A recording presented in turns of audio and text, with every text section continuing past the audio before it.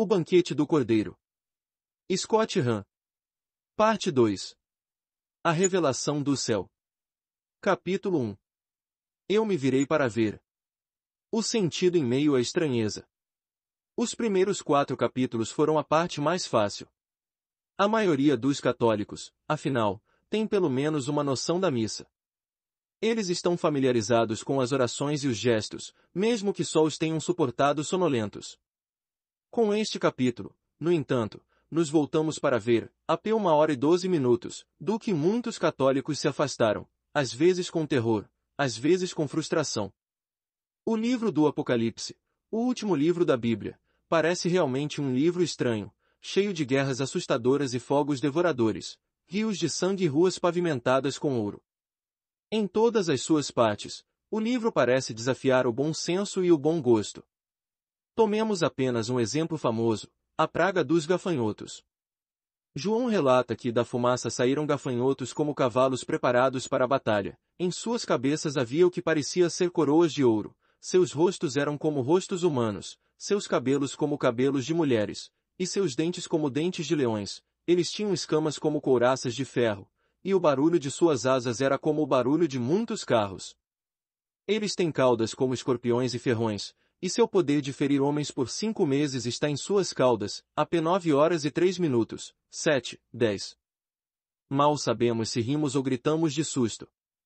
Com todo o respeito, queremos perguntar a São João, ok, deixe-me ver se entendi. Você viu gafanhotos de cabelos compridos com dentes de leão e rostos humanos e eles usavam coroas e armaduras douradas. A grande tentação é apenas nos desculparmos de ler o Apocalipse, lembrando a Deus que temos compromissos urgentes aqui na Terra.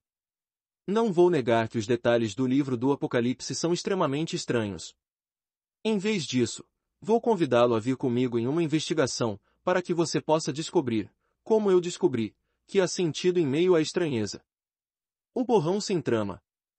Quando comecei meu estudo do livro do Apocalipse, eu era protestante, evangélico em expressão, calvinista em teologia. Como muitos outros evangélicos, achei o Apocalipse fascinante. É a Escritura, é claro, e eu considerava somente a Escritura a regra de fé.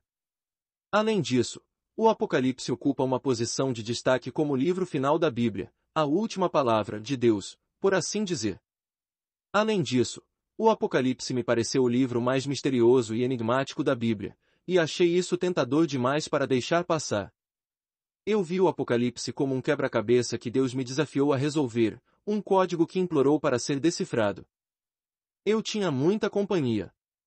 À medida que o segundo milênio chegava ao fim, a interpretação do livro do Apocalipse explodiu em uma indústria caseira entre meus irmãos evangélicos. A cada ida à livraria, descobria novas e mais promissoras revelações do Apocalipse. Este nem sempre foi o caso dos intérpretes protestantes. O primeiro protestante, Martinho Lutero, achou o Apocalipse totalmente bizarro demais. Por um tempo, ele até rejeitou seu lugar na Bíblia, porque, segundo ele, uma revelação deveria ser reveladora. No entanto, a revelação é sempre reveladora, na medida em que desmascara os preconceitos, ansiedades e tendências ideológicas de cada intérprete em particular. O Apocalipse continua sendo uma espécie de mancha de rochacha para os cristãos.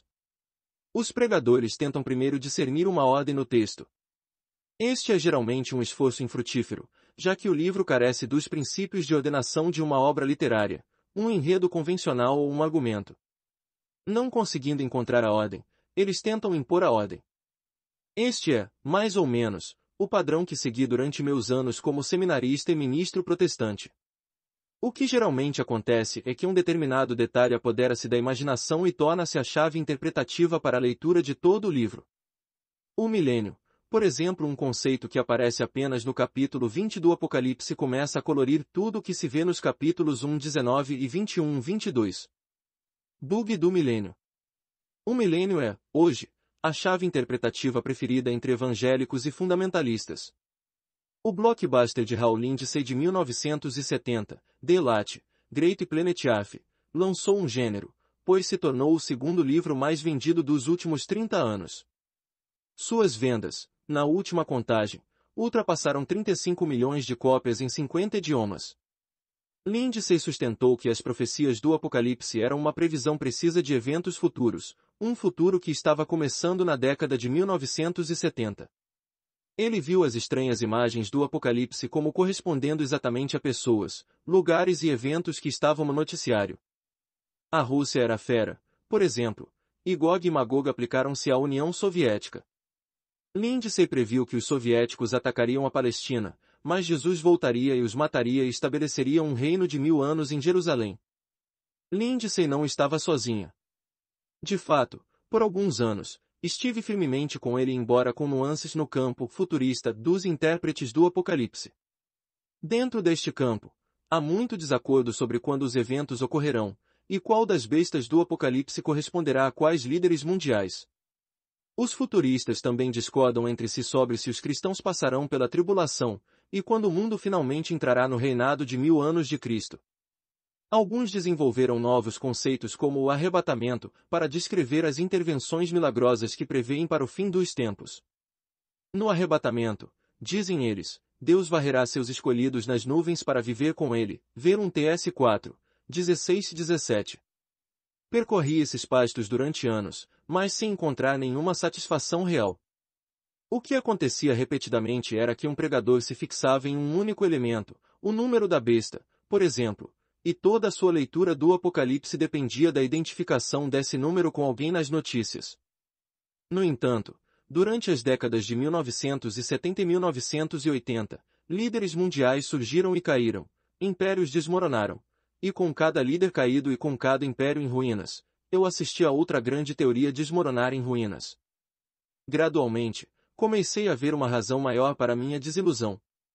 Será que Deus realmente inspirou o Apocalipse de João apenas para que ele pudesse ficar adormecido no final da Bíblia, estranho e inexplicável, por 20 séculos até que o tempo se cumprisse e os cataclismos acontecessem? Não, o Apocalipse pretendia revelar, e suas revelações devem ser para todos os cristãos de todos os tempos, incluindo seus leitores originais do primeiro século. Uma explosão do passado. Os futuristas, por mais variados que fossem, não esgotaram as perspectivas interpretativas sobre o livro do Apocalipse. Alguns, chamados de idealistas, pensavam que todo o livro era apenas uma metáfora para as lutas da vida espiritual. Outros pensavam que o Apocalipse delineava um plano para a história da Igreja. Outros ainda argumentavam que o livro era simplesmente uma descrição codificada da situação política dos cristãos do primeiro século.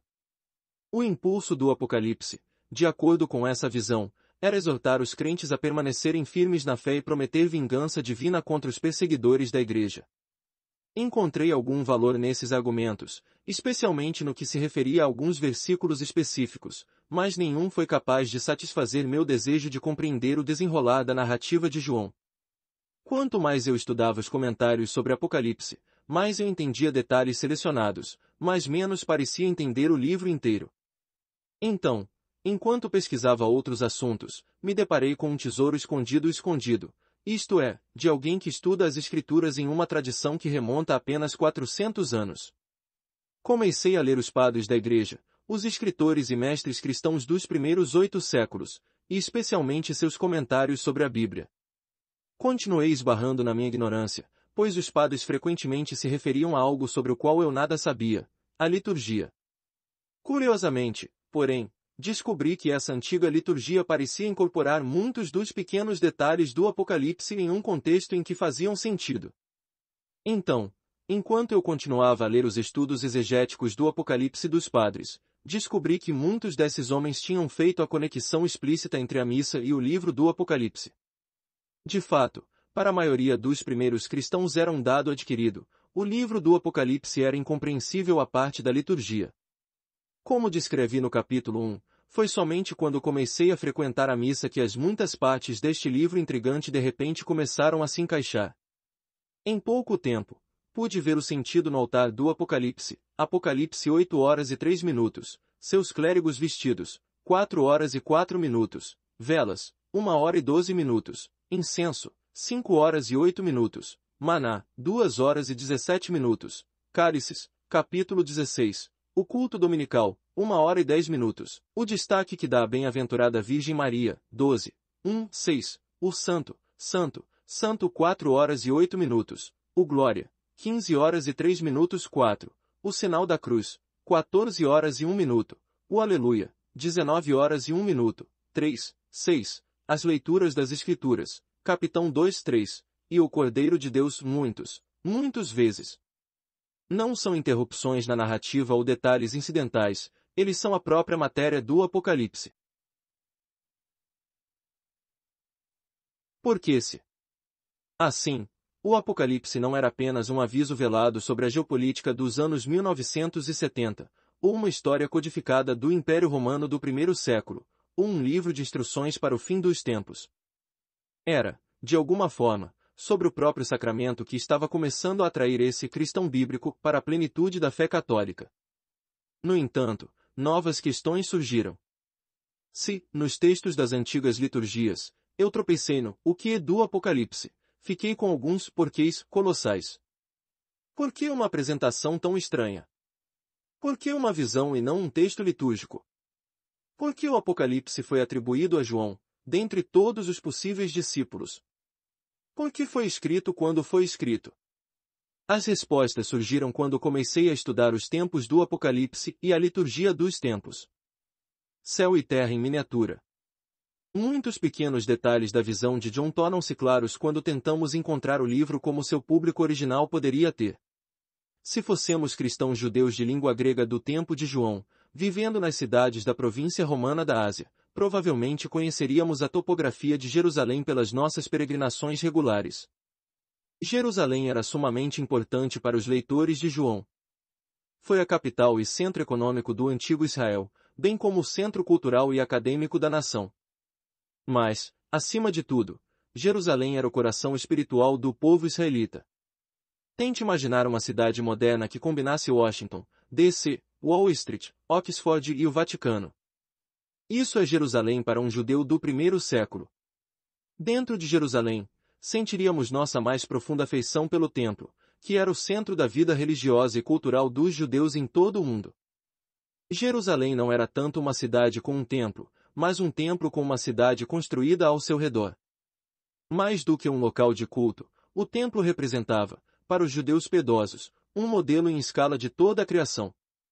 Assim como o universo foi feito para ser o santuário de Deus, com Adão servindo como sacerdote, o templo deveria restaurar essa ordem, com os sacerdotes de Israel ministrando diante do Santo dos Santos. Como cristãos judeus, reconheceríamos imediatamente o templo na descrição do céu do Apocalipse. No templo, como no céu de João, a menorá, 7 candeeiros de ouro, AP 1 hora e 12 minutos, e o altar de incenso, 8, 3,5, ficavam diante do Santo dos Santos. No templo, 4 querubins esculpidos adornavam as paredes, enquanto os 4 seres viventes ministravam diante do trono no céu de João. Os 24 anciãos de Apocalipse 4 horas e 4 minutos, em grego, presbiteroi, de onde vem um sacerdote, em inglês, replicam as 24 turmas sacerdotais que serviam no templo em qualquer ano. O mar de vidro como cristal, AP 4 horas e 6 minutos, era a grande piscina de bronze polido do templo que continha 11.500 galões de água. No centro do templo do Apocalipse, como no templo de Salomão, estava a Arca da Aliança, AP 11 horas e 19 minutos.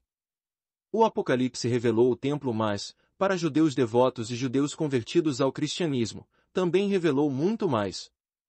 Pois o templo e seus adornos apontavam para realidades superiores. Como Moisés, vereis 25, 9, o rei Davi havia recebido o plano do templo do próprio Deus, plano 1 CR 28, 19. O templo deveria ser modelado segundo o pátio do céu. Você deu ordem para construir um templo em seu santo monte e um altar na cidade de sua habitação, uma cópia da tenda sagrada que você preparou desde o início, sabe 9 horas e 8 minutos. Da imitação à participação.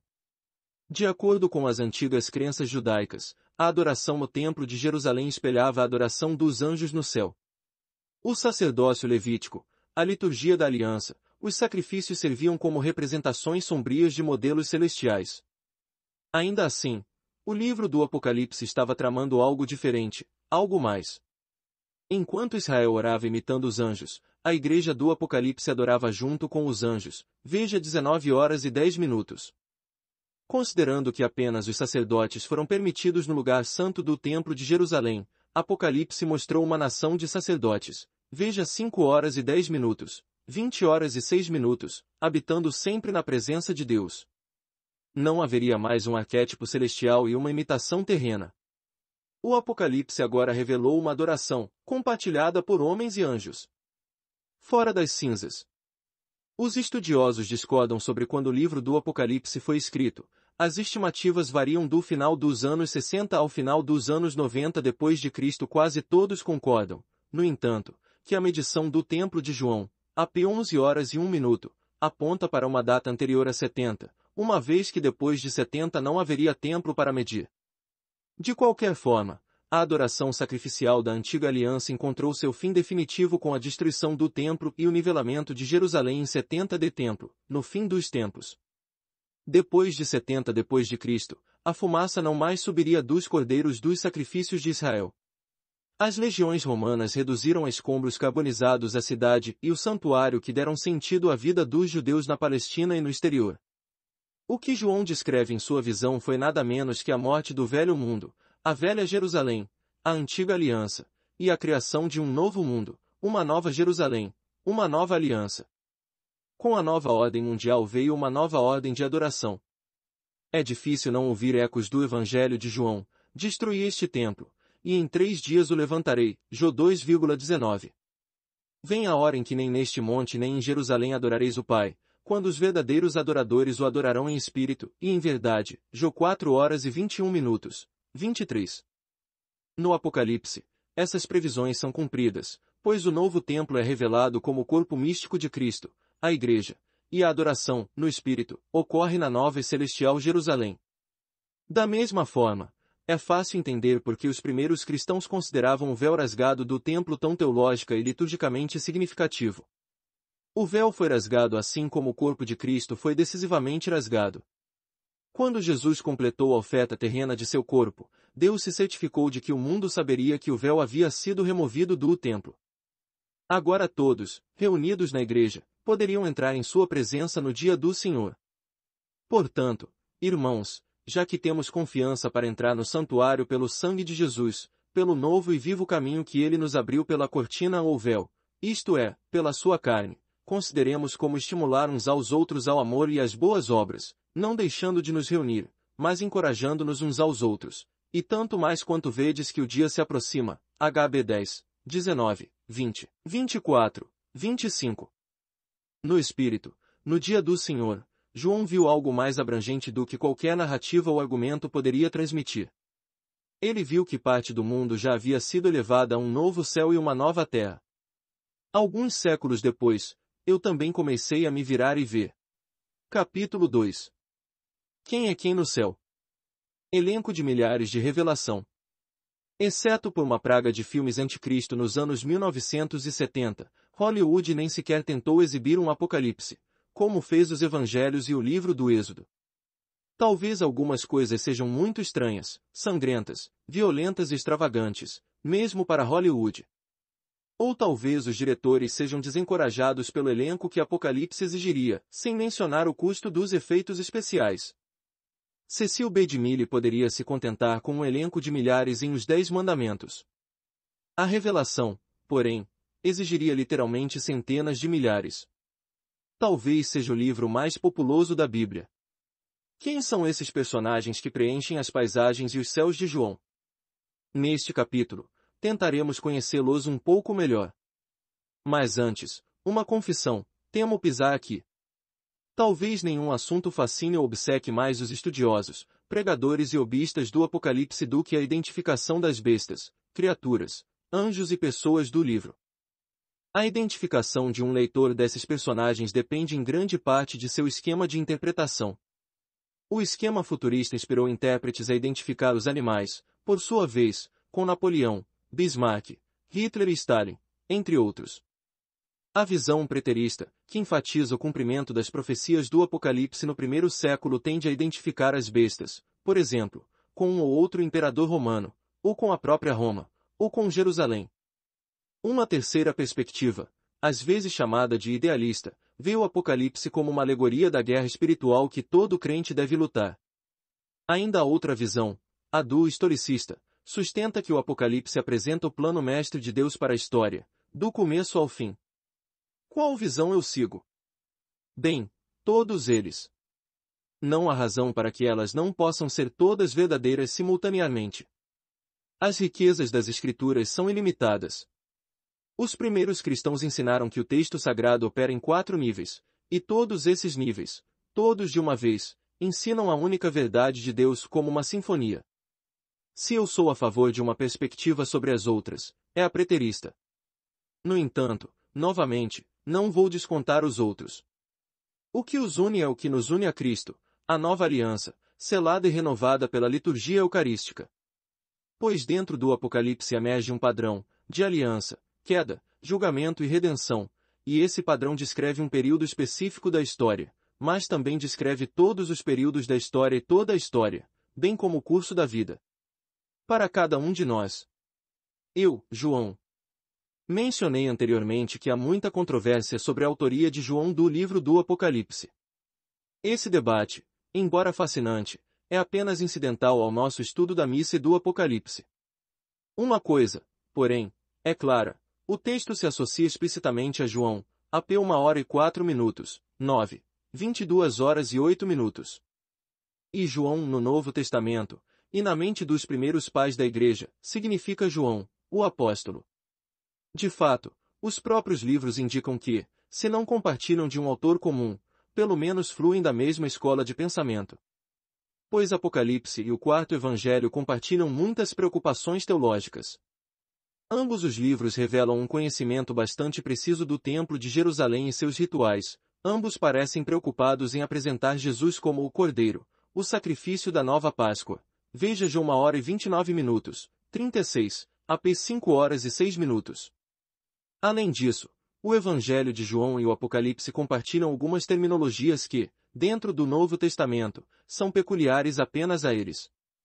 Por exemplo, apenas o quarto Evangelho e o Apocalipse se referem a Jesus como a Palavra de Deus, João 1h01, AP 19h13, e somente esses dois livros se referem à adoração da nova aliança como no Espírito, João 4h23, AP 1h10.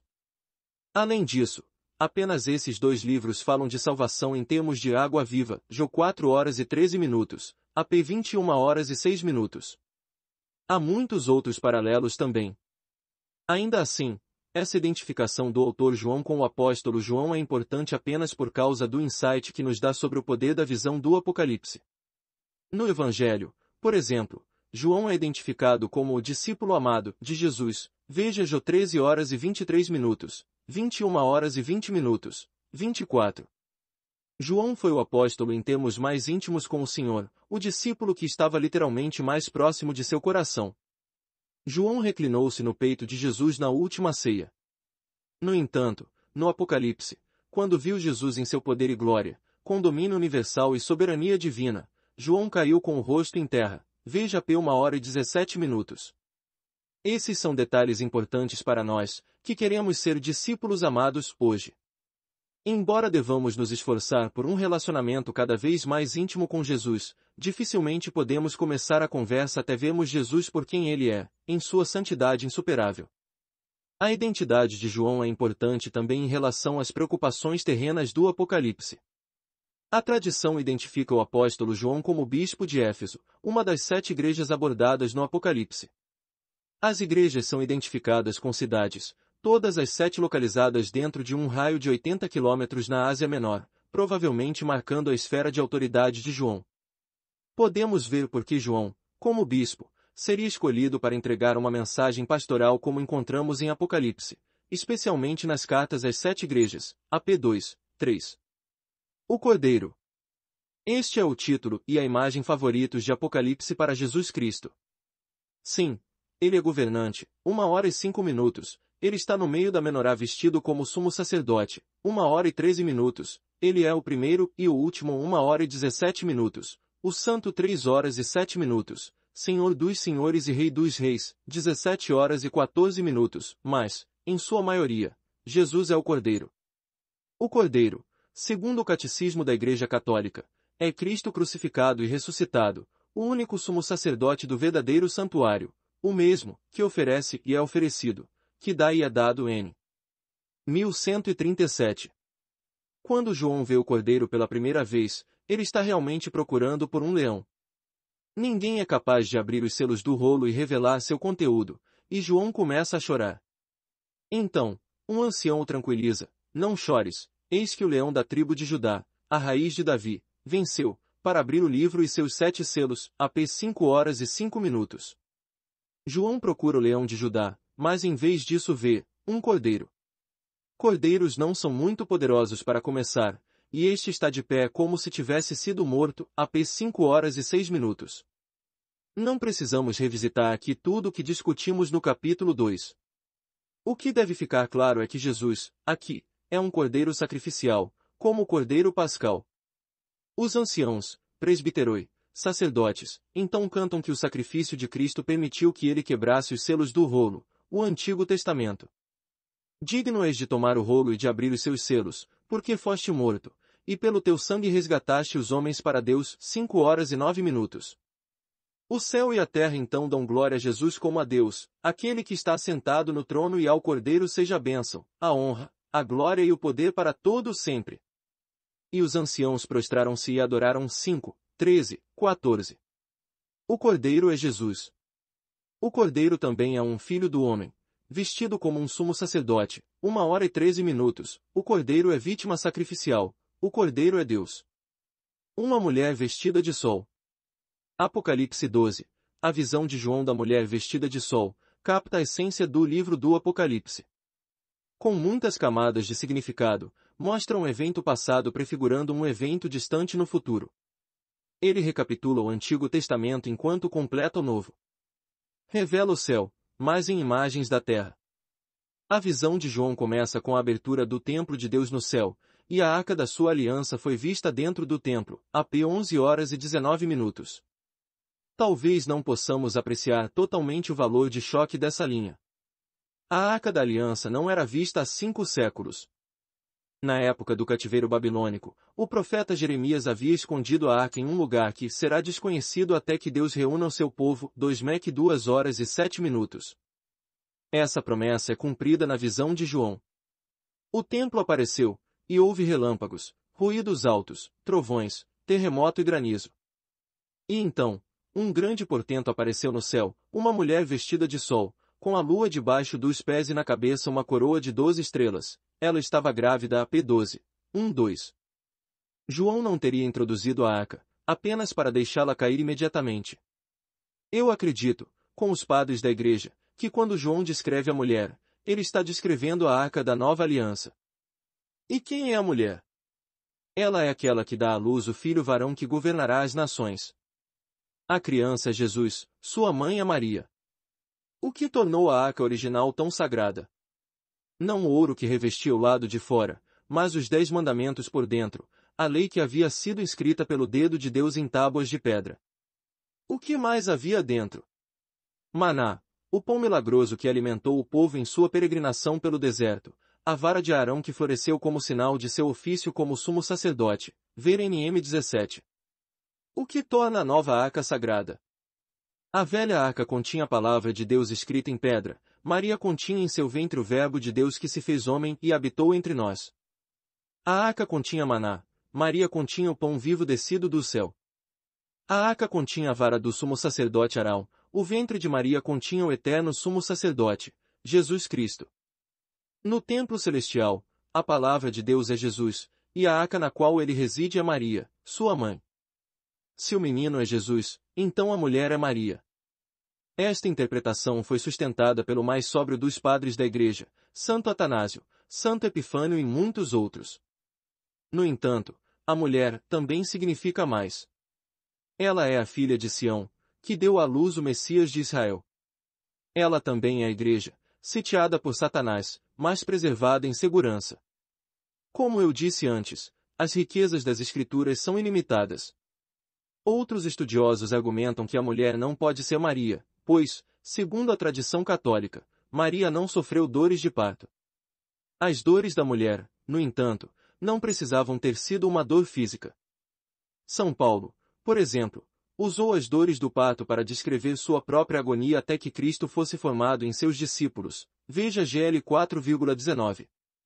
Assim, o sofrimento da mulher poderia descrever o sofrimento de uma alma, o sofrimento que Maria conheceu, ao pé da cruz, quando se tornou a mãe de todos os discípulos amados. Confronte com Jó 19,25, 27.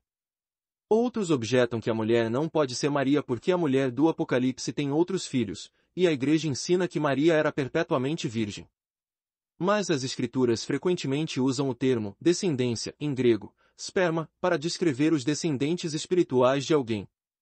Os filhos de Maria, sua descendência espiritual, são aqueles que guardam os mandamentos de Deus e dão testemunho de Jesus, AP 12 horas e 17 minutos. Nós somos a outra descendência da mulher. Somos filhos de Maria. Assim, o Apocalipse também retrata Maria como a nova Eva, mãe de todos os viventes. No Jardim do Éden, Deus prometeu colocar inimizade entre Satanás, a antiga serpente, e Eva e entre a semente e a sua semente de Satanás. Gênesis 3 horas e 15 minutos. Agora, no Apocalipse, vemos o clímax dessa inimizade.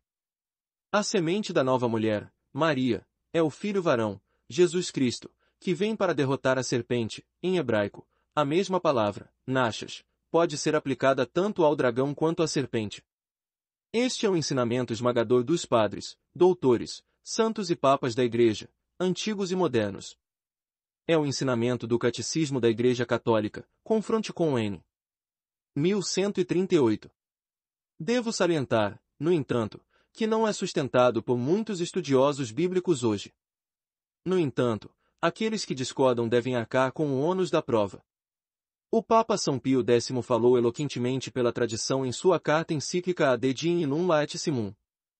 Todos sabem que esta mulher significava a Virgem Maria João, portanto, viu a Santíssima Mãe de Deus já na felicidade eterna, mas em trabalho de parto misterioso. Que nascimento foi? Certamente foi o nascimento de nós que, ainda no exílio, ainda devemos ser gerados para a perfeita caridade de Deus e para a felicidade eterna. A primeira besta. Sem sucesso em seus ataques à mulher e seu filho, o dragão se volta para atacar sua prole, aqueles que guardam os mandamentos de Deus e dão testemunho de Jesus. O dragão convoca sua própria semente, duas feras terríveis. Curiosamente, em meio a todas as imagens esperançosas e inspiradoras do Apocalipse, esses monstros hediondos parecem despertar o maior interesse. Cineastas e televangelistas moram mais tempo, de longe, em 666 do que no Mar Vítreo ou no Leão de Judá. Sinto uma urgência em impressionar você com a realidade das feras. São símbolos, mas não são apenas símbolos. Eles são verdadeiros seres espirituais, membros da baixarquia satânica, pessoas demoníacas que controlaram e corromperam o destino político das nações. João descreve duas feras feias. Mas acredito que as feras que ele viu eram muito mais horríveis do que sua descrição. Em grande parte do Apocalipse, mas especialmente nos capítulos 4 e 5, João descreve as realidades por trás da missa. Agora, ele faz o mesmo com o pecado e o mal. Assim como nossas ações na liturgia estão unidas com coisas celestiais invisíveis, também nossas ações pecaminosas estão ligadas à maldade infernal. Na missa, o que Deus quer nos fazer? Um reino de sacerdotes que reinam por meio de suas ofertas de sacrifício. Por outro lado, o que Satanás quer realizar por meio das bestas? Ele quer subverter o plano de Deus corrompendo tanto o reino quanto o sacerdócio. Assim, João nos mostra, primeiro, o demônio que corrompe a autoridade governamental, o Estado. Em seguida, ele revela o demônio da autoridade religiosa corrupta. Primeiros animais. Primeiro, do mar surge um monstro hediondo de 7 cabeças e 10 chifres, uma combinação aterrorizante de leopardo, leão e urso. Os chifres simbolizam poder, os diademas, ou coroas, realeza. Tanto seu poder quanto sua realeza ele recebe do dragão. Erraríamos, no entanto, se identificássemos essa besta com a monarquia em geral. Não, a besta representa a autoridade política corrupta de qualquer tipo. É tentador, também, identificar a besta exclusivamente com Roma, ou com a dinastia herodiana que Roma mantinha na Terra Santa. Certamente a Roma dos dias de João tipificava o tipo de governo representado pela besta. Mas a própria besta não permite uma identificação tão simples. Na verdade, é uma combinação de todas as 4 bestas de uma visão do profeta Daniel do Antigo Testamento. Veja Dan 7. Eu sigo os padres da igreja, que viram as bestas de Daniel apontando para 4 impérios gentios, Babilônia, Medo-Pérsia, Grécia e Roma, todos os quais perseguiram o povo de Deus antes da vinda do Messias. A besta de 7 cabeças do Apocalipse, então, representa todo o poder político corrompido. Pois é um impulso humano olhar para o poder do Estado como o maior poder da Terra e dizer, como as pessoas no Apocalipse, quem pode lutar contra isso? Por medo desse poder ou desejo por uma parte da ação, as pessoas constantemente se comprometem e adoram o dragão e a besta. O exemplo mais flagrante da história de uma instituição humana usurpando as prerrogativas de Deus é Roma e seus Césares. Eles literalmente exigiam a adoração que pertence somente a Deus. E eles fizeram guerra aos santos, instigando perseguições sangrentas daqueles que não adoravam o imperador. Mais uma vez, porém, devo enfatizar que a besta não é apenas Roma, ou apenas o fantoche de Roma, os herodianos. A besta também se refere a qualquer governo corrupto, qualquer estado que se coloque acima da ordem da aliança de Deus. Mais do que isso, a besta representa a força espiritual corruptora por trás dessas instituições. A segunda besta. Esta besta vem da terra e tem chifres como um cordeiro. A imagem do cordeiro é chocante, já que passamos a associá-la a coisas sagradas. O uso dele por João, acredito, é intencional, pois acredito que esta besta pretende sugerir o sacerdócio corrompido na Jerusalém do primeiro século. A pista inicial é que esta besta sai da terra, que no original grego também poderia significar a terra, ou o país, em oposição ao mar, que produz os animais gentios. Veja Dan 7. Além disso, João provavelmente estava testemunhando o comprometimento final da autoridade sacerdotal, que ocorrerá apenas alguns anos antes. Em um momento histórico dramático, a autoridade religiosa havia dado sua lealdade à autoridade governamental corrupta em vez de Deus. Jesus, o Cordeiro de Deus, sumo rei e sumo sacerdote, estava diante de Pôncio Pilatos e dos principais sacerdotes dos judeus. Pilatos disse aos judeus, aqui está o seu rei. Eles gritaram, fora com ele, crucifica-o. Pilatos respondeu, devo crucificar seu rei. Os principais sacerdotes responderam, não temos rei senão César, veja 19,15. De fato, foi o próprio sumo sacerdote, Caifás, quem primeiro falou do sacrifício de Jesus como politicamente conveniente para o povo, veja 11,47, 52. Então eles rejeitaram a Cristo e exaltaram César. Eles rejeitaram o Cordeiro e adoraram a besta. Certamente César era o governante do governo, e como tal, merecia respeito, ver LC 20,21, 25. Mas César queria mais do que respeito. Ele exigiu adoração sacrificial, que os principais sacerdotes lhe deram quando entregaram o Cordeiro de Deus.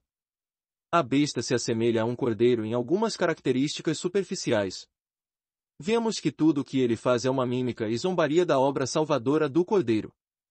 O Cordeiro permanece como se tivesse sido morto, a besta recebe uma ferida mortal, mas se recupera. Deus entroniza o Cordeiro, o dragão entroniza a besta. Aqueles que adoram o Cordeiro recebem seu sinal em suas testas, AP 7, 2-4, aqueles que adoram a besta usam a marca da besta. O que nos leva à difícil pergunta, qual é a marca da besta? João nos diz que é o nome da besta, ou o número de seu nome. O que é aquilo? João responde em um enigma. Isto exige sabedoria. Quem tem entendimento calcule o número da besta, pois é um número humano. Seu número é 666, AP 13h18.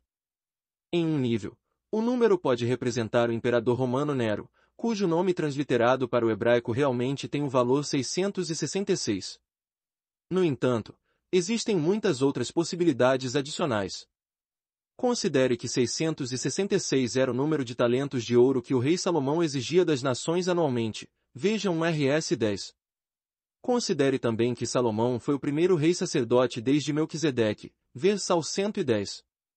Além disso, João diz que discernir a identidade da besta exige sabedoria, o que alguns intérpretes têm visto como outra referência a Salomão, que era famoso por sua sabedoria. Finalmente, 666 pode ser interpretado como uma degradação do número 7, que, na tradição de Israel, representava perfeição, santidade e aliança. O sétimo dia, por exemplo, foi declarado santo por Deus e reservado para descanso e adoração. O trabalho foi feito em 6 dias, foi santificado, no entanto, no culto sacrificial representado pelo sétimo dia. O número 666, então, representa um homem parado no sexto dia, servindo a besta que se preocupa em comprar e vender. Veja p. 13 horas e 17 minutos, sem descanso para adoração. Embora o trabalho seja santo, torna-se mal quando o homem se recusa a oferecê-lo a Deus. No entanto, devemos ser claros sobre algo. Essa interpretação não deve levar nenhum cristão a justificar o antissemitismo. O livro do Apocalipse demonstra de forma esmagadora a dignidade de Israel, seu templo, seus profetas, suas alianças. O Apocalipse deve antes nos levar a uma maior apreciação por nossa herança em Israel e a uma consideração sóbria de nossa própria responsabilidade diante de Deus. Quão bem estamos vivendo de acordo com nossa aliança com Deus? Quão fiéis somos ao nosso sacerdócio? O livro é um alerta para todos nós. A mensagem bestial é esta: estamos lutando contra forças espirituais, forças imensas, depravadas e malévolas. Se tivéssemos que lutar contra eles sozinhos, seríamos derrotados. Mas aqui está uma boa notícia: há uma maneira que podemos esperar para superar. A solução tem que combinar com o problema: força espiritual para força espiritual, imensa beleza para imensa feiura, santidade para depravação, amor para malevolência. A solução é a missa, quando o céu desce para salvar uma terra sitiada. Anjos.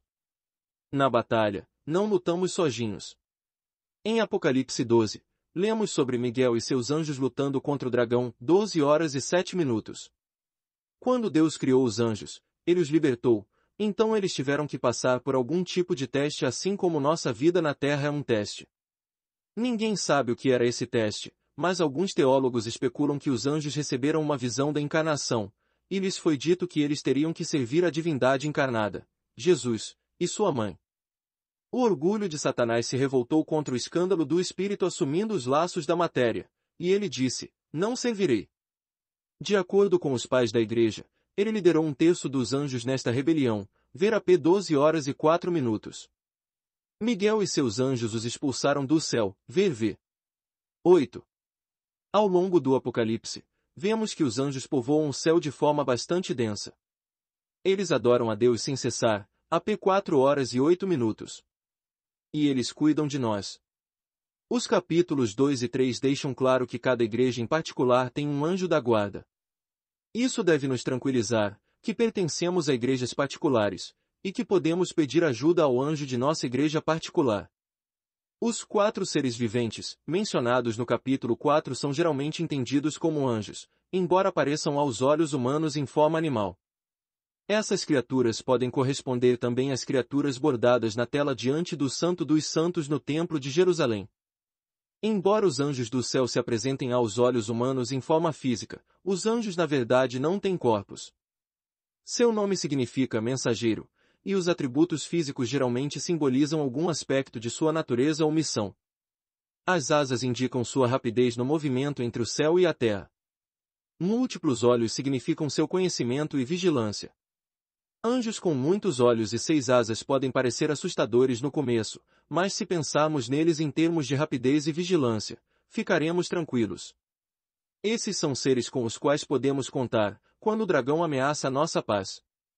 No Apocalipse, os anjos também aparecem como cavaleiros, capítulo 6, que visitam o julgamento de Deus sobre os infiéis, ver também Zc 1, 7, 17. Grande parte da ação nestes capítulos pode estar ligada aos eventos que cercaram a queda de Jerusalém em 70 AD. Mas a passagem tem aplicações além do primeiro século, enquanto a terra necessitar de julgamento. Os anjos do Apocalipse controlam os elementos, o vento e o mar, para fazer a vontade de Deus. Capitão 7. Os capítulos 7 e 9 deixam claro que os anjos são guerreiros poderosos e que lutam constantemente ao lado de Deus, que, se formos fiéis, também estará do nosso lado. Mártires, virgens e outros povos. Mas há mais no Apocalipse do que bestas perversas e anjos incríveis. Na verdade, a maioria dos personagens são apenas pessoas comuns, centenas de milhares, e até milhões, são homens e mulheres cristãos comuns. Primeiro, vemos os 144.000 das 12 tribos de Israel, 12.000 de cada tribo, o remanescente que recebeu a proteção de Deus, seu sinal, fugindo para as montanhas durante a destruição de Jerusalém. Então, João descreve miríades de todas as nações, AP 7 horas e 9 minutos. Depois de 2 milênios de religião inclusiva, não podemos avaliar hoje o impacto sísmico dessa visão de israelitas adorando junto com gentios e humanos com anjos. Para as mentes dos primeiros leitores de John, essas eram categorias mutuamente exclusivas. Além disso, no céu, todas essas multidões adoram dentro do Santo dos Santos, onde ninguém, exceto o sumo sacerdote, havia sido admitido anteriormente. O povo da nova aliança pode adorar a Deus face a face. Quem mais está aí? No capítulo 6, encontramos os mártires, aqueles que foram mortos pelo testemunho de sua fé. Vi debaixo do altar as almas dos que foram mortos por causa da palavra de Deus e do testemunho que deram, AP 6 horas e 9 minutos. Por que eles estão debaixo do altar? O que geralmente ficava sob o altar do templo terreno? Quando os sacerdotes do Antigo Testamento ofereciam sacrifícios de animais, o sangue das vítimas se reunia sob o altar. Como povo sacerdotal, eles, e nós, oferecemos nossas vidas na terra, o verdadeiro altar, como sacrifício a Deus. O verdadeiro sacrifício então não é um animal, é todo o santo que dá testemunho, em grego, martiria, da fidelidade de Deus. Nossa oferta, o sangue dos mártires, clama a Deus por vindicação.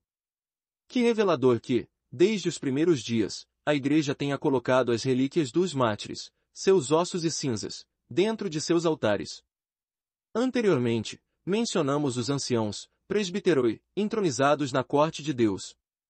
De fato, no céu do Apocalipse, esses homens aparecem vestidos exatamente como os sacerdotes de Israel vestidos para o serviço no Templo de Jerusalém. Em Apocalipse, 14 horas e 4 minutos, encontramos também um grande número de homens consagrados à virgindade. Esta é outra anomalia no mundo antigo, raramente encontrada em Israel ou culturas gentias, como tem sido incomum no Ocidente cristão desde a Reforma Protestante. 1 Cor 6, 7. Na terra como no céu. Não precisamos ir muito longe para identificar o elenco de personagens do Apocalipse. De fato, o significado que Deus deseja que vejamos é muitas vezes dito claramente no texto, ou claramente faltando em nossos corações.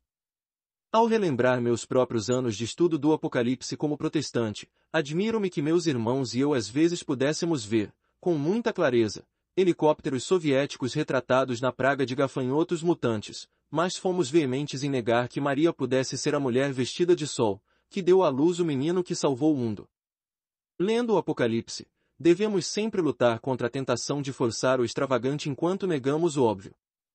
Vou dizer novamente, muitas vezes o significado mais profundo nas Escrituras está muito próximo do coração de cada um de nós, e a aplicação mais ampla está muito perto de casa. Agora, onde podemos encontrar uma igreja universal que adore de uma maneira que seja fiel à visão de João? Onde podemos encontrar sacerdotes em paramentos diante de um altar? Onde encontramos homens consagrados ao celibato? Onde ouvimos os anjos invocados? Onde encontramos uma igreja que guarda as relíquias dos santos dentro de seus altares? Onde a arte exalta a mulher coroada de estrelas, com a lua a seus pés, que esmaga a cabeça da serpente? Onde os fiéis rezam pela proteção de São Miguel Arcanjo? Onde mais senão na Igreja Católica, e mais particularmente na missa? Capítulo 3. Então o Apocalipse. As batalhas da revelação e a arma final. A conflagração final.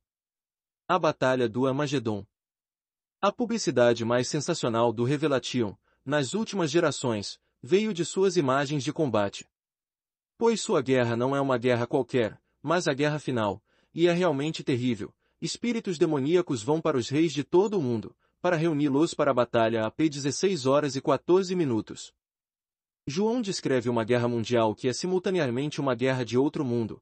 Agora surgiu a guerra no céu, Miguel e seus anjos lutando contra o dragão, 12 horas e 7 minutos. Anjos derramam os cálices da ira de Deus e exércitos fortes recuam com medo.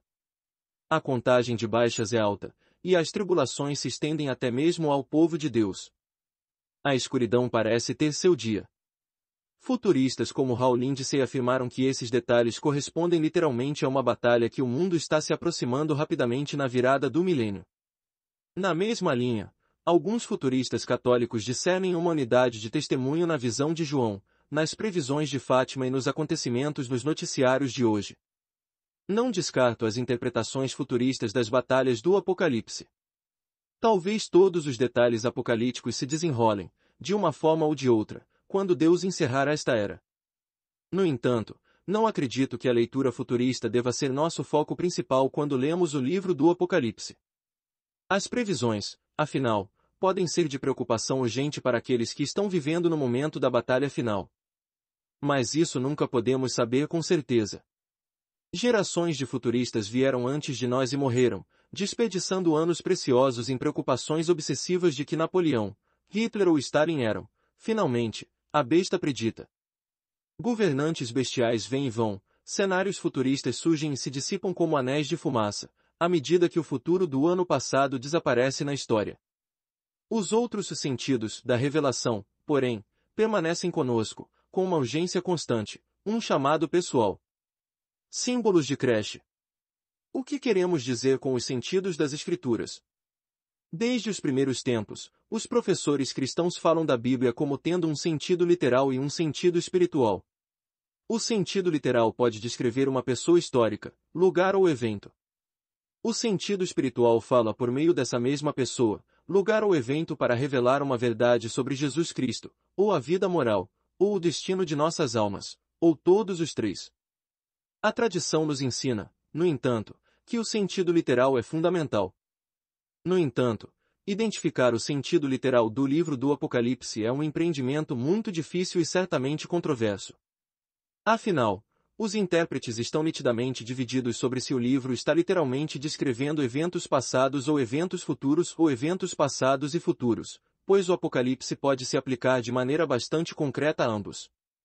Santo Agostinho falou dessas dificuldades em seu livro A Cidade de Deus, e São Tomás de Aquino ecoou sua perplexidade na Suma Teológica, não apenas para a vinda de Cristo para julgamento, mas também para o tempo do saque de Jerusalém, e para a vinda de Cristo visitando incessantemente sua igreja. Interpretar o livro do Apocalipse é ainda mais complicado porque os sentidos literal e espiritual parecem se fundir na visão de João.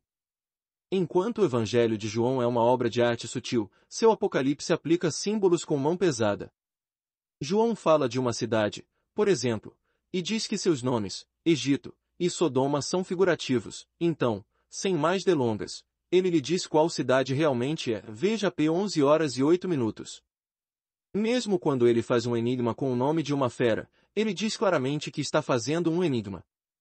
Agora não é hora de ser excessivamente sutil, John parece dizer. E por que isto? Porque ele estava vivendo em um tempo de guerra. Quanto tempo é em breve? No Apocalipse, João alude às severas provações que os cristãos enfrentaram em seus dias. Como ele raramente cita nomes e nunca diz a data, exceto para dizer que era o dia do Senhor, os intérpretes oferecem uma longa lista de candidatos para as tribulações do Apocalipse: a queda de Jerusalém e a destruição do templo, 70 depois de Cristo, a sangrenta perseguição do imperador Nero, 64 depois de Cristo, a perseguição posterior pelo imperador Domiciano, 96 depois de Cristo, a perseguição anterior aos cristãos pelos judeus, 50 e 60 depois de Cristo. Em certo sentido, é claro, um sentido espiritual, todas essas interpretações são verdadeiras, porque o Apocalipse oferece encorajamento a todos os cristãos que passam por provações ou perseguição, em qualquer grau. Mas em um sentido literal, Apocalipse é, creio eu, principalmente sobre a queda de Jerusalém. Desde o início, o Apocalipse tem um tom eminente, a revelação de Jesus Cristo, que Deus lhe deu para mostrar aos seus servos o que em breve deve acontecer a p. 1h01.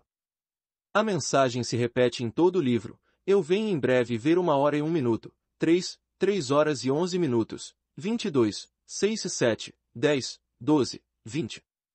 O próprio Jesus indicou que ele retornaria em breve, mesmo antes de uma geração se passar desde sua ressurreição.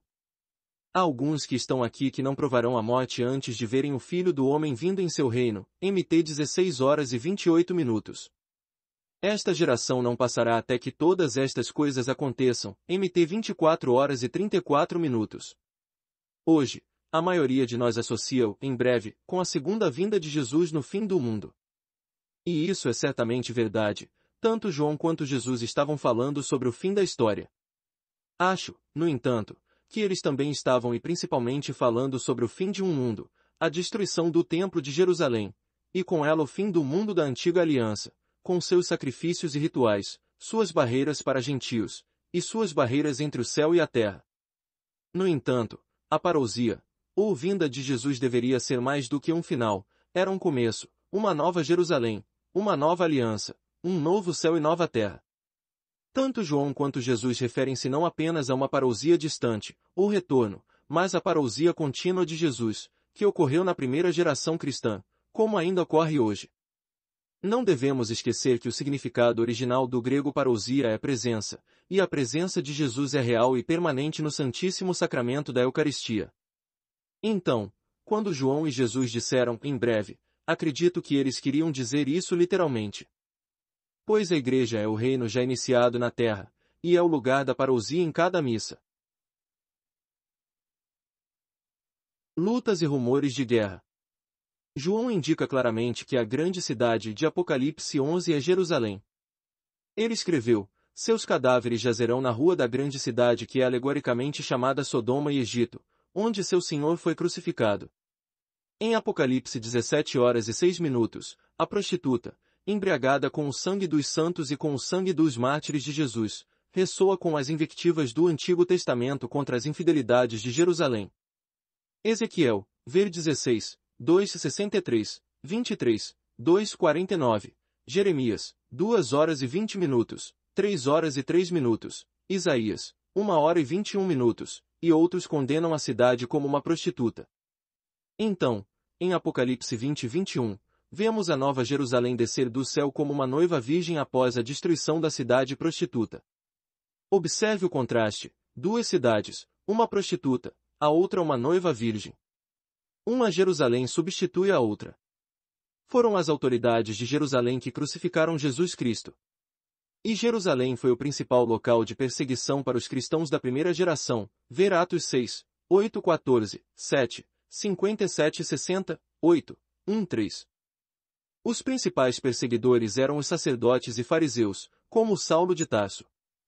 Os Atos dos Apóstolos descrevem a perseguição constante, em muitas cidades fora de Jerusalém, mas em quase todos os casos, as perseguições decorrem da oposição judaica. Ver Atos 13 horas e 45 minutos, 14 horas e 2 minutos, 5, 19, 17, 5, 9, 13, 18, 12 e 17, 21 2.27 e 32.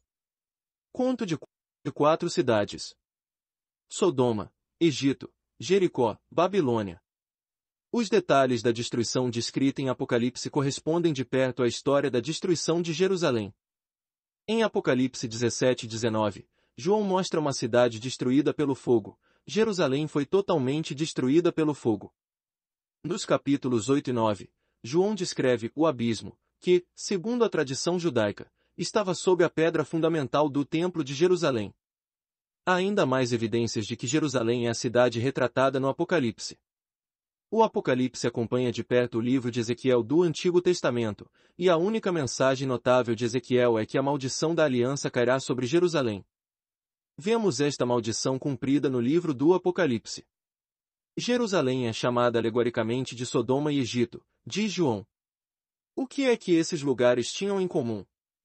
Eles eram centros de oposição ao plano de Deus. Sodoma ficou no caminho do plano da aliança de Deus com Abraão, o Egito ficou no caminho de seu plano de aliança para Moisés e Israel. Agora, é a vez de Jerusalém se opor a Deus, enquanto seus líderes perseguem os apóstolos e a igreja. Assim, Jerusalém, como Sodoma e Egito, teve que cair, e Apocalipse retrata essa queda em termos de 7 pragas, que ecoam as pragas que Deus visitou no Egito. Veja P17. Quando a cidade cai, ouvimos ainda mais ecos do Antigo Testamento. Pois a grande cidade cai dos toques de 7 trombetas tocadas por 7 anjos, AP 8, 9. Esta passagem do Apocalipse segue de perto a história da queda de Jericó, Vírgios 6, 3 e 7. Ambas as passagens começam com silêncio, prosseguem para os 7 toques de trombeta e terminam com um grito. Jericó também se interpôs no caminho do plano de Deus, tentando manter o povo escolhido fora da terra prometida. Por sua vez, Jerusalém, perseguidora dos cristãos, tornou-se uma nova Jericó e, portanto, teve que cair. Muito mais tarde no Apocalipse, quando os reis da terra se reúnem para a batalha, no grande dia de Deus, o Todo-Poderoso, AP 16 horas e 14 minutos, eles se reúnem na colina de Megido, ou Amagedon. Este local lembra outra memória histórica dolorosa para Israel. O Armagedon foi o lugar onde Josias, o grande rei davídico, em meio à sua santa reforma de Jerusalém, foi morto em seu auge por desobedecer à instrução do profeta de Deus, ver 2 RS 23 2.28, 30. A derrota de Josias em Megido enfraqueceu as defesas de Israel e deixou Jerusalém vulnerável à destruição pela Babilônia. Uma reviravolta irônica para a geração de cristãos foi que Jesus Cristo, como Josias, um rei davídico e reformador que foi morto em seu auge, perseveraria em obediência e teria sucesso onde Josias falhou, estabelecendo uma nova Jerusalém, testemunhada pela queda do velho tempos do sinal. Caiu quando os exércitos do imperador romano Tito sitiaram a cidade no ano 70 depois de Cristo. O cerco trouxe fome, pestilência e conflitos, que podemos ver nas devastações feitas pelos 4 cavaleiros os 7 trombeteiros angélicos de Apocalipse 8:9. De uma maneira menos simbólica e mais horrivelmente gráfica, podemos ver essas calamidades descritas também nos escritos do historiador judeu Joséfo, que foi testemunha ocular. Joséfo descreve Jerusalém tão devastada pela fome que suas mães, loucas de fome, começaram a devorar seus próprios filhos. No entanto, durante todo o conflito da guerra judaica, nenhum único cristão pereceu, porque a comunidade de crentes fugiu para as montanhas do outro lado do Jordão para um lugar chamado Pela. Lemos em Apocalipse 7, 1-4, que esses cristãos, 144.000 das 12 tribos de Israel, foram preservados porque foram selados em suas testas. Isso lembra a assinatura do remanescente de Deus em Ezequiel, veja Eze 9, 2-4, onde a palavra hebraica para sinal é tal, transliterada como a letra grega T. Em 70 d.C., Deus também salvou o remanescente de Israel que estava marcado com tal, o sinal da cruz.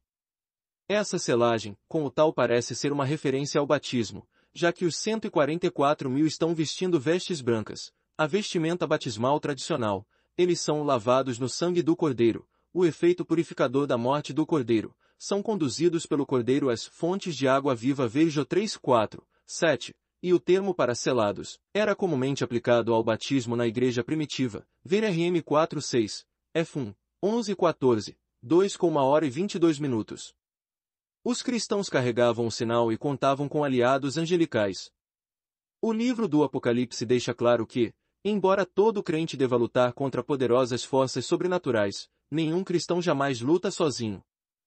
Até o fim dos tempos, Miguel e os anjos fiéis lutam do lado da igreja e isso, Apocalipse nos mostra, é o lado que vence. A primeira igreja de Cristo em Jerusalém.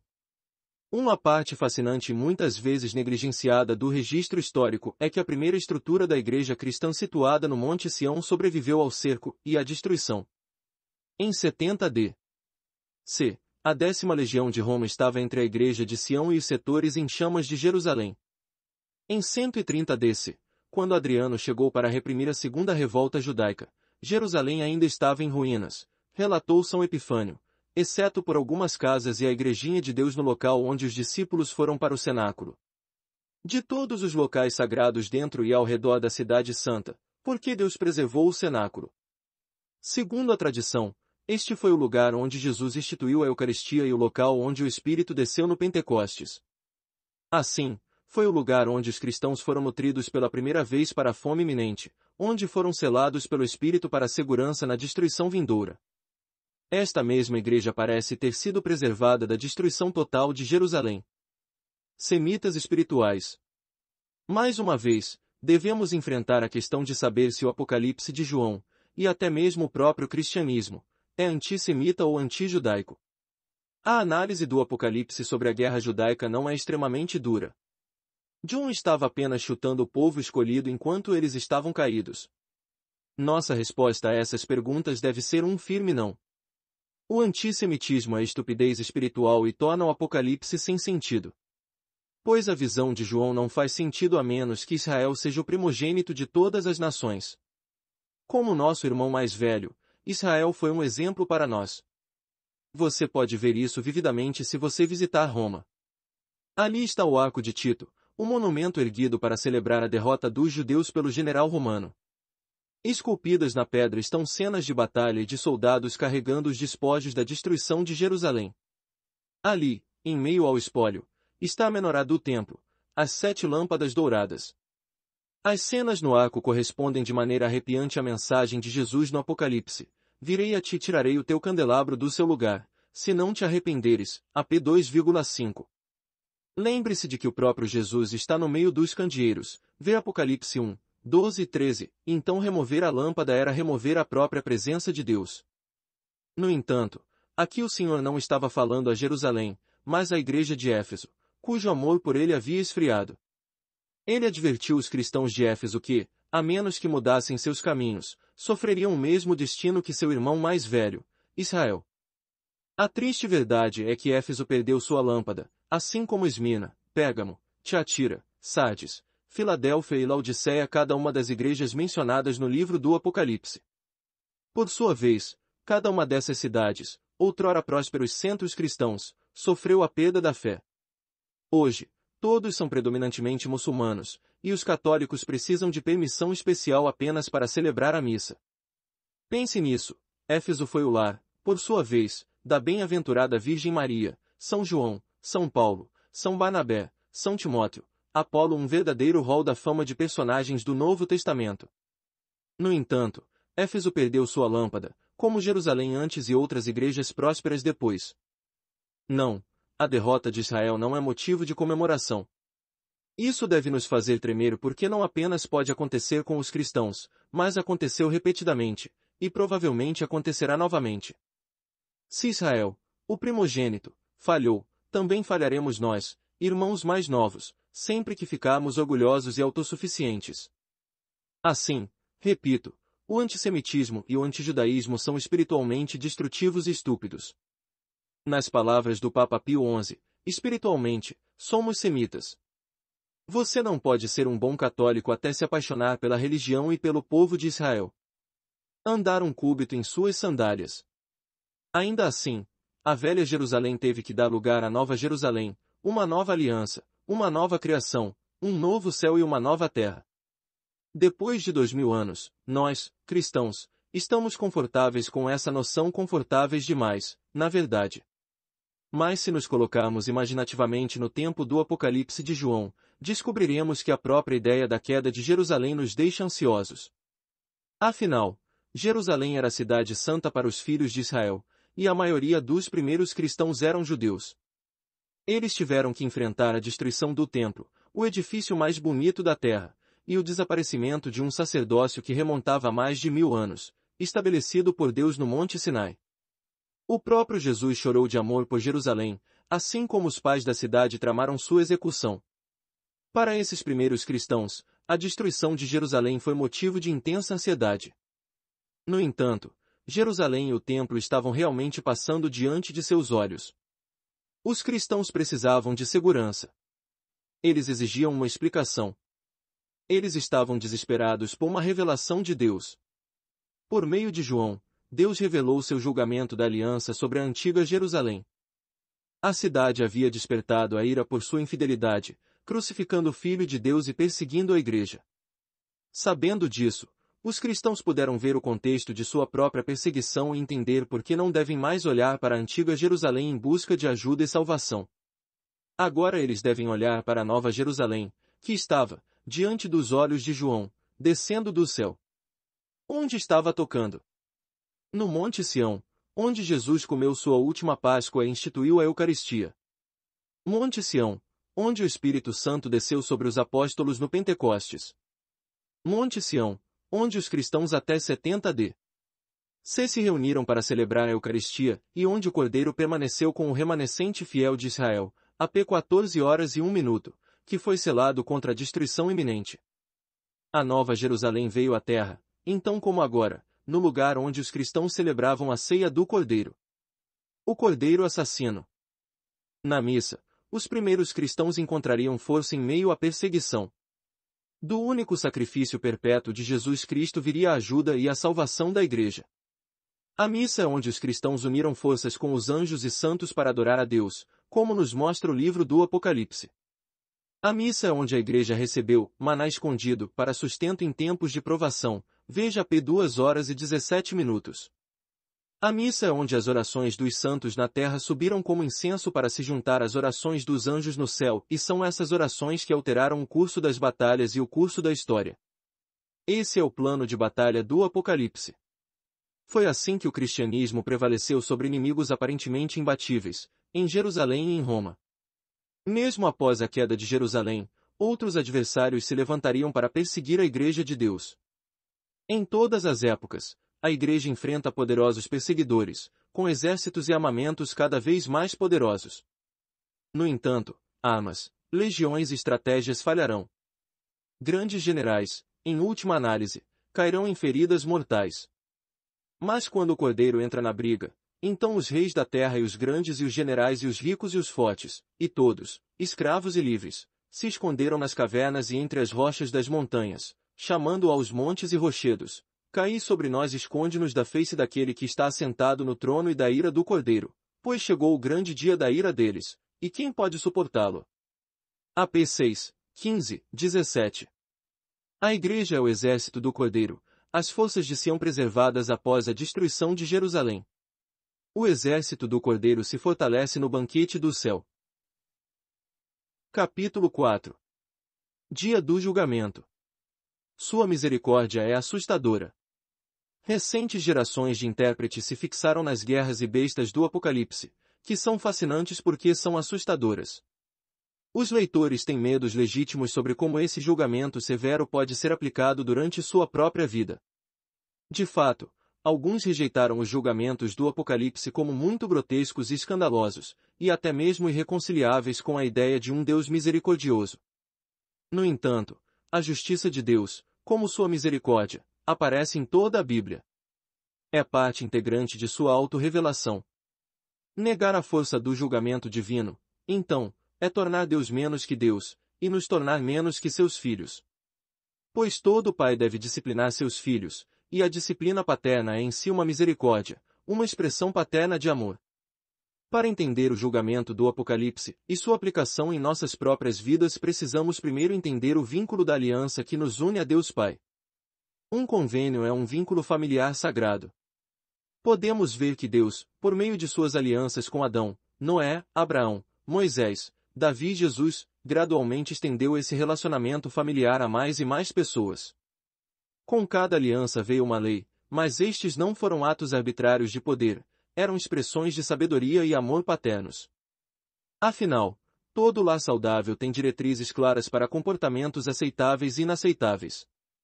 No entanto, ainda mais do que isso, a lei de Deus nos permitiu amar como Ele mesmo ama, crescer em nossa imitação da família divina, da Santíssima Trindade.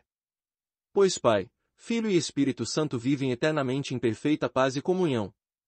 Se a aliança de Deus nos torna sua família, então o pecado significa mais do que uma lei quebrada. Significa vidas desfeitas e um lar desfeito. O pecado vem de nossa recusa em guardar a aliança, nossa recusa em amar a Deus tanto quanto Ele nos ama. Por meio do pecado, abandonamos nossa condição de filhos de Deus. O pecado mata a vida divina em nós.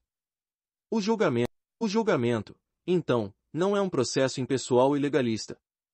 É uma questão de amor, e é algo que escolhemos para nós mesmos. Nem a punição é um ato vingativo. As maldições de Deus não são expressões de ódio, mas de amor paternal e disciplina. Como pomadas medicinais, eles machucam para curar. Eles impõem sofrimento que é remediador, restaurador e redentor. A ira de Deus é uma expressão de seu amor por seus filhos rebeldes.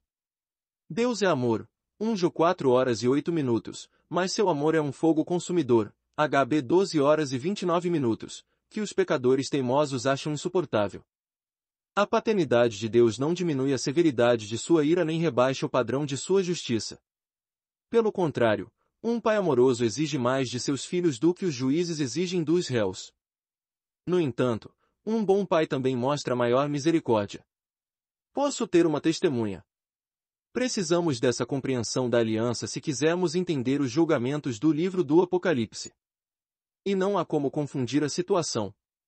A visão de João não é meramente litúrgica, ou meramente real, ou meramente militar. É tudo isso, mas também é jurídico. É uma cena de tribunal. Para os cidadãos das democracias modernas, essa combinação pode parecer um caos, mas devemos lembrar que, no antigo Israel, o rei era comandante em chefe do exército, juiz supremo dos tribunais e, idealmente, também sumo sacerdote. Como rei divino, Jesus cumpriu todos esses papéis por excelência. Assim, quando João vê o céu, ele entrou simultaneamente no templo, na sala do trono, no campo de batalha e no tribunal. Como em qualquer tribunal, Apocalipse apresenta o testemunho de testemunhas juramentadas. E o anjo levantou a mão direita ao céu e jurou por aquele que vive para sempre. AP 10, 5, 6. Mais tarde, no capítulo 11, o tribunal convoca Moisés e Elias. Embora João não os mencione pelo nome, ele sugere sua identidade falando dos poderes que esses homens demonstraram no Antigo Testamento, no caso de Elias, o poder de fechar o céu e invocar fogo, no caso de Moisés, a capacidade de transformar água em sangue e invocar pragas. Estas duas testemunhas, AP 11 horas e 3 minutos, representam toda a lei, Moisés, e todos os profetas, Elias. Por sua presença, eles testificam que o povo de Israel conhecia muito bem as obrigações de sua aliança com Deus e as consequências de sua infidelidade. Outras testemunhas testemunham dando suas vidas. Em grego, a palavra para testemunha é martus, de onde vem a palavra mártir. Assim, no capítulo 6, encontramos as almas daqueles que foram mortos por causa da palavra de Deus e do testemunho que deram. V9. Essas testemunhas chamam o juiz para uma rápida execução da sentença. Ó soberano Senhor, santo e verdadeiro, até quando julgarás e vingarás o nosso sangue sobre os que habitam sobre a terra? 6, 9, 10. Já que clamam do altar, sabemos que seu testemunho é verdadeiro e que será ouvido. Mas contra quem eles estão testemunhando? Para responder a essa pergunta, devemos considerar qual cidade foi a fonte e o centro da perseguição na primeira geração da igreja, e essa foi Jerusalém. Afastado pela dúvida. Jerusalém, ao que parece, está sendo julgada. Deus aparece como juiz, 20 horas e 11 minutos, auxiliado por anjos que se sentam em 20 tronos, 20 horas e 4 minutos. Ao longo do Apocalipse, os anjos também executam a sentença, precipitando a destruição de Jerusalém, junto com seus habitantes e seu templo. João retrata este evento em termos de uma terrível Páscoa. 7 anjos derramam os cálices da ira de Deus, que resultam em 7 pragas. O esvaziamento dos cálices, às vezes traduzidos como copos, ou tigelas, é uma ação litúrgica, uma libação derramada sobre a terra, como o vinho era derramado sobre o altar do antigo Israel. À luz do cumprimento da Páscoa na Eucaristia, esta imagem torna-se ainda mais impressionante. As pragas ocorrem nos capítulos 15, 17 dentro de um cenário litúrgico. Os anjos aparecem com harpas, vestidos como sacerdotes no templo celestial, cantando o cântico de Moisés e o cântico do Cordeiro. Capítulo 15. Esta liturgia significa a morte para os inimigos de Deus, mas salvação para a sua igreja. Assim, os anjos clamam, porque os homens derramaram o sangue dos santos e dos profetas, e você lhes deu sangue para beber. É o que lhes é devido. AP 16 horas e 6 minutos. A Páscoa, a Eucaristia e a liturgia celestial, portanto, são espadas de 2 gumes. Enquanto os cálices da aliança trazem vida aos fiéis, eles significam morte certa para aqueles que rejeitam a aliança. Na nova aliança, como na antiga, Deus dá ao homem a escolha entre a vida e a morte, a bênção e a maldição. Confronte com DT 30,19. Escolher a aliança é escolher a vida eterna na família de Deus. Rejeitar a nova aliança no sangue de Cristo é escolher a própria morte. Jerusalém fez essa escolha, na Páscoa de 30 depois de Cristo. Na época dessa Páscoa, Jesus predisse o fim do mundo em termos assustadores e disse, na verdade, esta geração não passará até que todas essas coisas aconteçam. MT 24. 34. Uma geração para os antigos, em grego, geneia, era 40 anos. E 40 anos depois, em AD 70, um mundo acabou com a queda de Jerusalém. Frutos proibidos, as VAS da ira. Por que um Deus misericordioso puniria dessa maneira? Como poderíamos atribuir tal ira ao Cordeiro Divino, a própria imagem da brandura? Porque a ira de Deus é uma misericórdia. Mas para entender esse paradoxo, primeiro precisamos explorar a psicologia do pecado, com alguma ajuda de São Paulo. O uso da palavra ira por Paulo em sua carta aos Romanos é esclarecedor, pois a ira de Deus se revela do céu contra toda impiedade e maldade dos homens que pela sua maldade suprimem a verdade. Pois o que pode ser conhecido sobre Deus é claro para eles, porque Deus mostrou a eles. Então eles estão sem desculpa, pois, embora conhecessem a Deus, não o honraram como Deus nem lhe deram graças, mas tornaram-se fúteis em seus pensamentos e suas mentes insensatas foram obscurecidas. RM 1, 18, 21. Isso poderia muito bem resumir o caso contra Jerusalém apresentado na corte celestial. Deus deu a Israel sua revelação, na verdade a plenitude de sua revelação em Jesus Cristo. Contudo, o povo não o honrou nem lhe deu graças. Na verdade, eles suprimiram a verdade matando Jesus e perseguindo sua igreja. Assim, a ira de Deus é revelada Apocalipse contra Jerusalém. O que aconteceu então? Continuamos a ler em Romanos. Por isso Deus os entregou à impureza nas concupiscências dos seus corações, à desonra dos seus corpos entre si. RM 1 hora e 24 minutos. Espere um minuto. Deus os entrega aos seus vícios. Ele os deixa continuar pecando. Ligado a uma falha. Bem, sim, e isso é uma terrível manifestação da ira de Deus. Podemos pensar que os prazeres do pecado são preferíveis ao sofrimento e à calamidade, mas não são. Temos que reconhecer o pecado como a ação que destrói nosso vínculo familiar com Deus e nos afasta da vida e da liberdade. Como isso acontece? Temos a obrigação, primeiro, de resistir à tentação. Se falharmos e pecarmos, temos a obrigação de nos arrepender imediatamente. Se não nos arrependermos, então Deus nos permite seguir nosso caminho. Ele nos permite experimentar as consequências naturais de nossos pecados, os prazeres ilícitos. Se ainda não nos arrependermos, por meio de abnegação e atos de penitência, Deus nos permite continuar no pecado, formando assim um hábito, um vício, que obscurece nosso intelecto e enfraquece nossa vontade. Uma vez que estamos viciados em um pecado, nossos valores são virados de cabeça para baixo. O mal se torna nosso bem mais urgente, nosso anseio mais profundo. O bem permanece como um mal porque ameaça nos impedir de satisfazer nossos desejos ilícitos. Nesse ponto, o arrependimento se torna quase impossível, porque o arrependimento é, por definição, um afastamento do mal em direção ao bem, mas, agora, o pecador redefiniu completamente tanto o bem quanto o mal. Isaías disse de tais pecadores, ai dos que ao mal chamam bem e ao bem mal, e 5 horas e 20 minutos. Uma vez que tenhamos abraçado o pecado dessa maneira e rejeitado nossa aliança com Deus, somente uma calamidade pode nos salvar. Às vezes, a coisa mais misericordiosa que Deus pode fazer a um bêbado, por exemplo, pode ser permitir que ele estrague seu carro ou seja abandonado por sua esposa, o que quer que o obrigue a aceitar a responsabilidade por suas ações. O que acontece, porém, quando uma nação inteira cai em pecado sério e habitual? O mesmo princípio está em ação. Deus intervém permitindo a depressão econômica, conquista estrangeira ou catástrofe natural. Muitas vezes, uma nação provoca esses desastres por seus pecados.